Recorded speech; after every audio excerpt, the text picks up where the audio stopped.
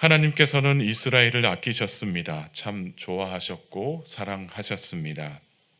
하지만 이제는 그들의 죄악으로 말미암아 원수의 손에 넘기시겠다고 말씀을 하십니다. 7절의 말씀을 제가 읽겠습니다. 내가 내 집을 버리며 내 소유를 내던져 내 마음으로 사랑하는 것을 그 원수의 손에 넘겼나니.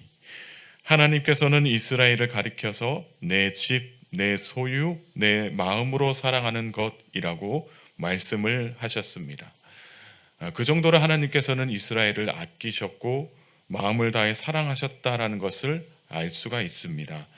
특별히 하나님께서는 이스라엘을 어떻게 사랑하셨느냐?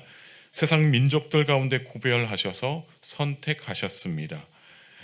노예 생활을 하던 그들을 당신의 백성으로 삼으시면서 또 지금까지 젖과 꿀이 흐르는 약속의 땅에서 은혜와 사랑으로 보살펴 주셨습니다.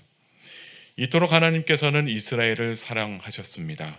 그런데 그런가 하면 이스라엘은 하나님의 은혜와 사랑에 대해서 전혀 감동도 또 감격도 없이 살았습니다. 당연한 것으로 여기면서 살았다라는 것이죠. 감사를 잊고 살았다라는 것입니다. 그런데 감사를 잊으면 마음에 불만이 쌓이게 되어 있습니다. 여러분, 어머니께서 이 집에서 음식을 당연하게 만드셔야 합니까? 그렇지 않다라는 것이죠.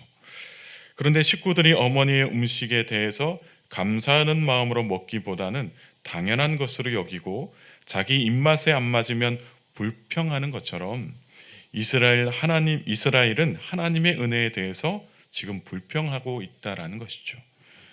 어머니는 어떤 음식을 할까 고민하고 또 여기저기 다니시면서 이 장을 보십니다.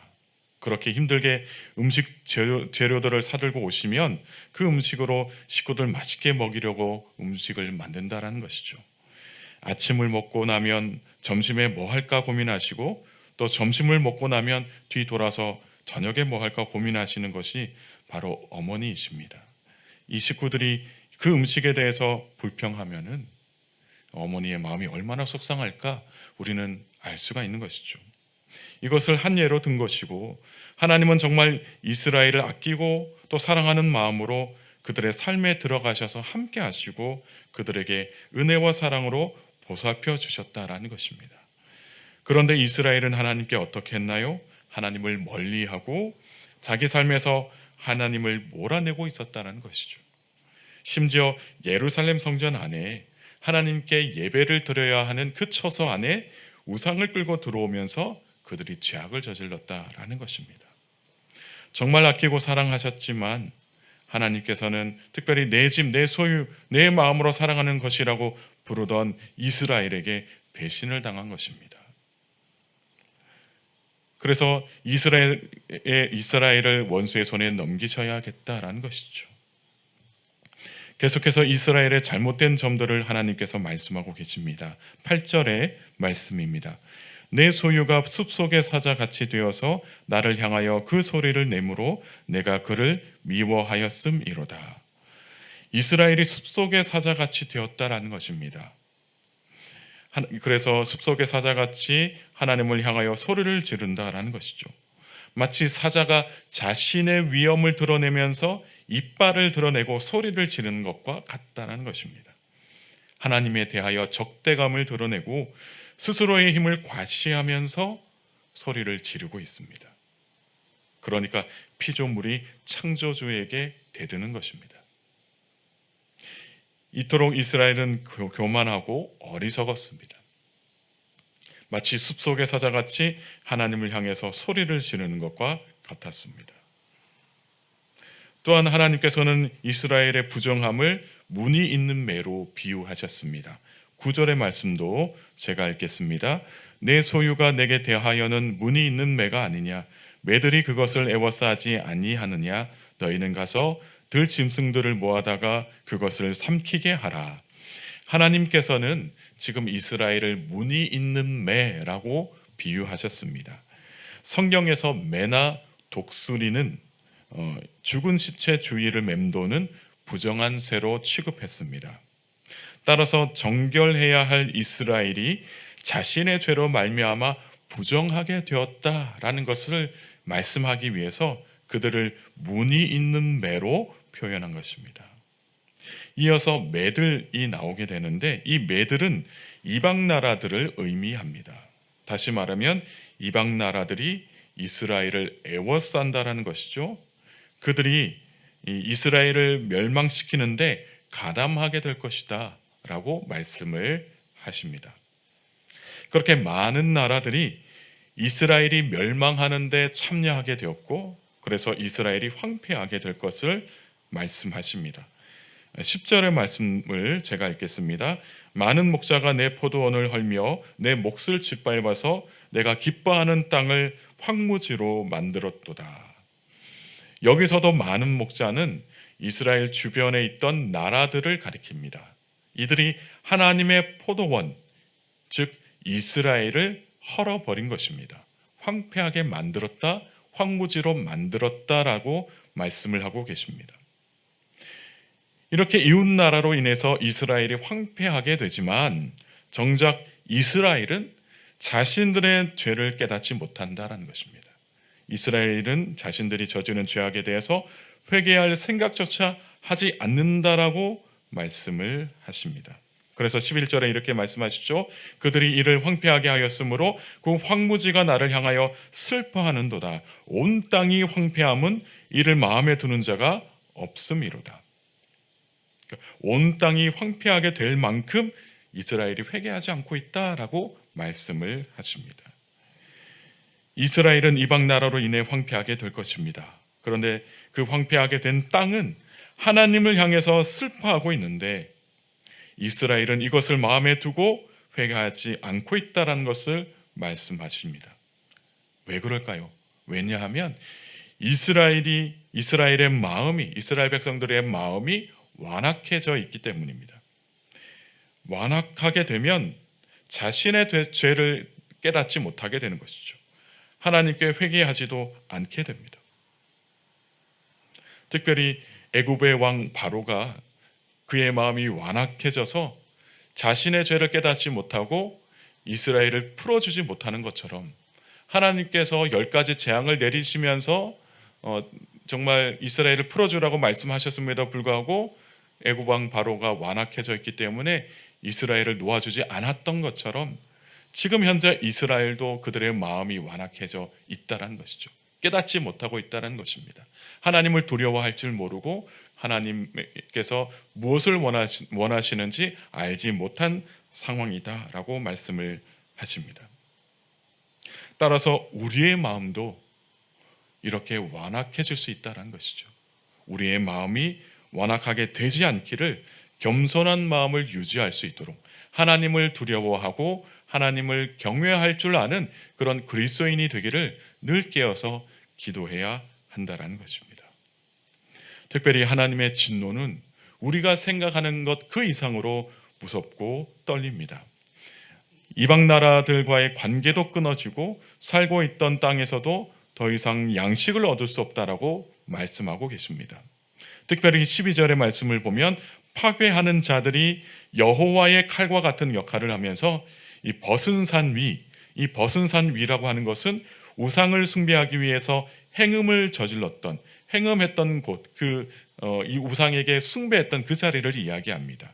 그곳에서 이 파괴하는 자들이 이스라엘을 칠 것이라고 말씀을 합니다. 이들이 이방 나라죠. 이방 나라들과 이스라엘이 이 관계가 끊어지게 되고 이웃 나라들이 이스라엘을 치게 될 것을 말씀하고 계십니다. 또한 13절의 말씀을 보면 이스라엘이 밀을 심어도 가시를 거두게 될 것이다. 먹을 것을 원하면서 씨앗을 뿌렸는데 먹을 수 없는 풀들만 올라오게 될 것이다. 아무리 수고하고 노력하여도 하나님이 떠난 자리에서는 소득을 얻을 수 없을 것이다 라고 말씀하고 계십니다. 이토록 하나님의 진노로 인해서 이스라엘이 이웃 나라들과의 관계도 끊어지게 되고 저들이 살고 있는 땅에서 아무리 약속의 땅이라고 하지만 저들이 살고 있는 땅에서도 더 이상 양식을 얻지 못합니다.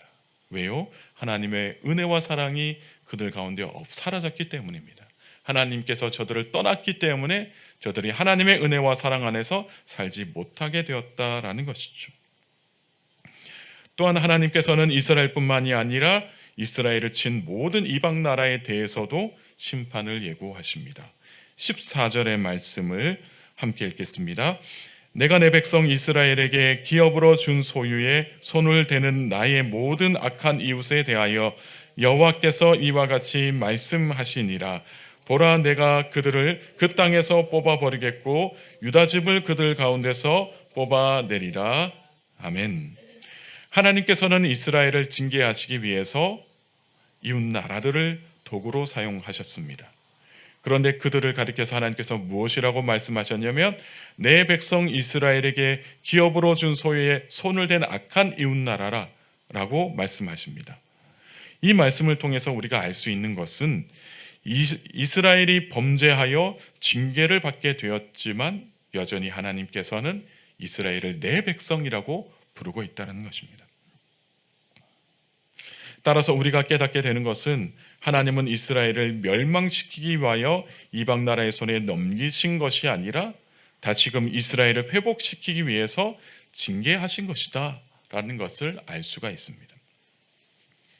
특별히 14절에 뽑아버리겠고 뽑아내리라 라고 말씀을 하고 있는데 이 말씀은 무엇이냐면 이스라엘을 가리켜서 뽑아버리겠고 뽑아내리라 라고 말씀을 하고 있습니다. 이스라엘의 포로 귀환을 이야기하는 것인데요. 이방 나라에서 포로가 되어서 살다가 다시 고향으로 돌아오게 될 것을 하나님께서 말씀하시는 것입니다.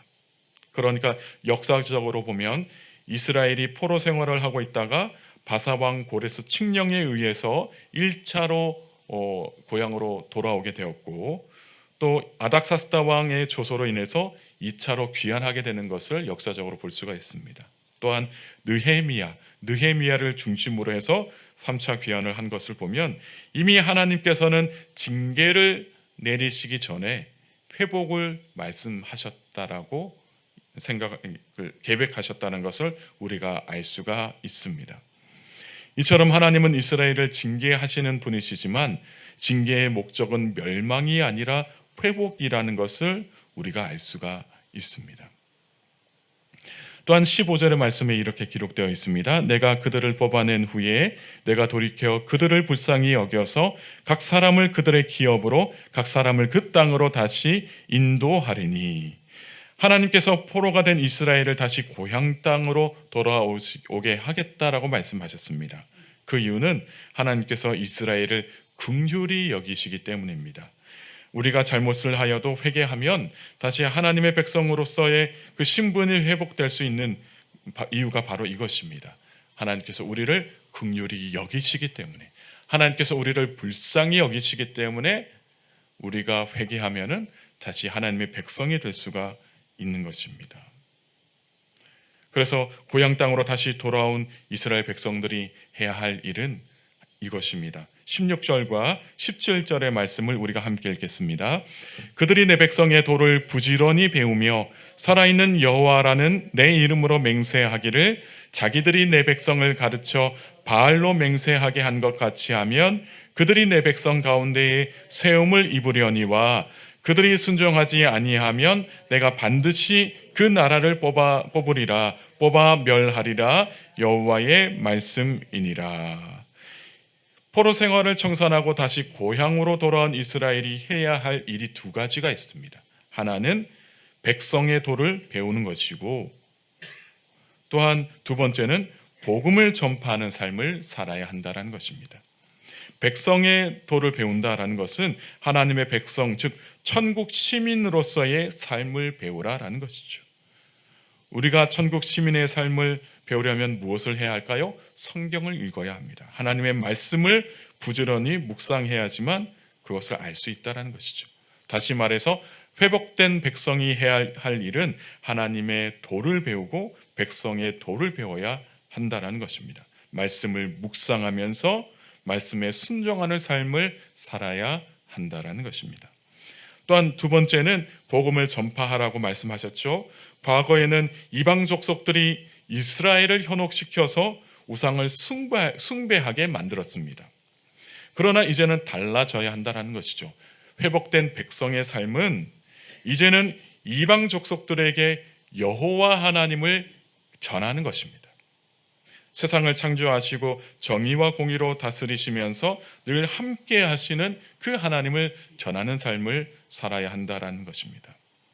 그렇게 해서 이방 족속들이 하나님 나라의 백성이 되면 이스라엘처럼 그들도 멸망당하지 않게 될 것이다 라고 말씀을 하십니다. 사랑하는 성도 여러분, 오늘 하루도 우리를 아끼시고 사랑하시는 하나님의 은혜와 사랑에 감사하면서 사시기를 바랍니다. 하나님은 감사와 감격 속에 사는 성도님들의 삶 속에 더 풍성한 은혜를 베풀어 주시는 분이신 줄로 믿습니다. 그리고 우리는 포로에서 다시 백성의 신분을 회복한 이스라엘 백성들처럼 늘 하나님의 말씀을 가까이 하고 복음을 전하면서 살 수 있기를 바랍니다. 오늘도 저희들의 삶 속에 함께 하시는 하나님의 은혜가 우리의 삶 속에 함께 하시기를 축복합니다. 함께 기도하시겠습니다. 우리의 삶에 함께 하시며 찬양과 영광을 받으시기에 합당하신 하나님 아버지, 오늘도 이 새벽에 풍성한 은혜를 베풀어 주시니 감사를 드립니다. 우리는 늘 세상에서 하나님과 함께 살기를 다짐하지만 여전히 우리의 본 모습은 죄에 빠져 살기를 위한 약하고 무지한 모습임을 고백합니다. 하나님의 은혜를 잊고 하나님의 사랑을 가볍게 여겼던 저희의 죄악을 용서하여 주옵소서. 하나님의 은혜를 늘 기억하면서 믿음의 사람들이 되어 늘 하나님의 사랑에 감격하며 하루하루를 감사하는 삶을 살게 하옵소서. 오늘 하루도 백성의 도를 부지런히 배우며 살기를 소망합니다. 하나님의 말씀 안에서 살게 하시고 하나님의 말씀에 순종하는 삶을 살아가게 하옵소서. 또한 하나님을 알지 못하는 우리 이웃들에게 복음을 전하며 살기를 소망합니다. 우리의 삶이 복음에 합당한 삶이 되게 하시고 하나님의 그 모든 역사를 온전히 하나님의 사랑과 하나님의 은혜를 전하는 삶이 될 수 있도록 주님 은혜 베풀어 주옵소서. 그래서 하나님께는 영광을 올려드리는 삶이 되게 하시고 교회와 가정에는 기쁨이 되는 그러한 복음에 합당한 삶을 살게 하옵소서. 사랑하는 교우들의 삶에 주님께서 함께하여 주셔서 폭염 속에서도 건강 잃지 않게 하시고 생활에 어려움 당하지 않도록 주님께서 은혜 베풀어 주옵소서. 교우들의 삶 속에 늘 함께하여 주셔서 하는 그 모든 일들 가운데 주께서 함께하여 주셔서 형통케 하여 주옵소서. 감사드리며 예수님의 이름으로 간절히 기도드리옵나이다. 아멘.